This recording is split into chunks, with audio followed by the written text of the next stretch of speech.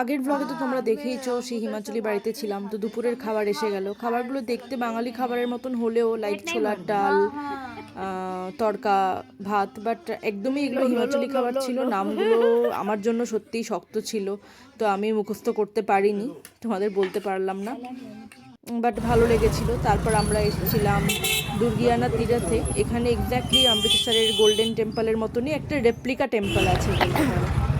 আর আমি মন্দিরের ভেতরকার ছবি খুব একটা তুলিনি, কারণ আমি বরাবরই মন্দিরের কখনো ছবি তোলাটা পছন্দ করি না। আমি মনে করি ভগবানকে ভক্তি ভরে কিছু একটা জানানো বা পুজো করা, এগুলো কোনোটাই ক্যামেরার সামনে আসা উচিত নয়। এগুলো যার যার নিজের নিজের মনের ব্যাপার, তাই সেই জিনিসটা না দেখানোই ভালো।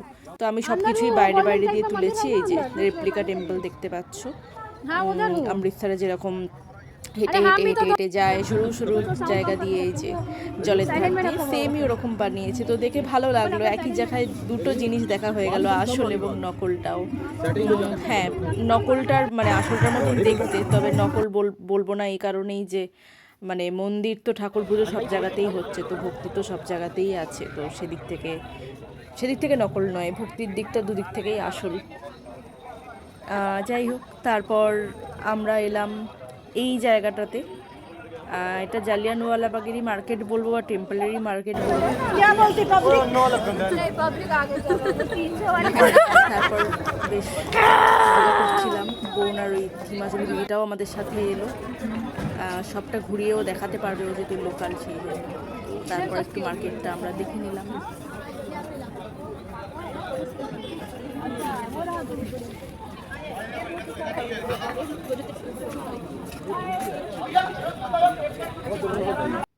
রাতের মার্কেটটা কিন্তু বেশ ভালো লাগছিল, আর শীতের মধ্যে এরকম একটা মার্কেট ঘুরতে কার না ভালো লাগে বলো। দারুণ দারুণ দারুণ ব্যাপার, কারণ ঘরে বসে থাকলেই ঠান্ডায় জাকিয়ে ধরবে। তো এখানে সব কিছু দেখছিলাম, ভালো কাটলো। সকাল সকাল আবার টেম্পলে যাওয়া, এখানে এসে মনে হচ্ছিল আমরা কত ধার্মিক হয়ে গেছি, রোজ পুজো দিচ্ছি। কলকাতায় থাকলে তো রোজ পুজো দেওয়া হয় না, রোজ মন্দিরে যাওয়া হয় না, পুজো দেওয়া হয় বাড়িতে, বাট এখানে সেটাই হচ্ছিল। সকালবেলা আমরা একটু মন্দির চত্বরে ঘুরে তারপর গেছিলাম জালিয়ানওয়ালাবাগে। জালিয়ানওয়ালাবাগের কমপ্লিট ব্লগটা আসছে পরবর্তী ভিডিওতে। এটা জাস্ট স্টার্টিংটা তোমাদের দেখালাম,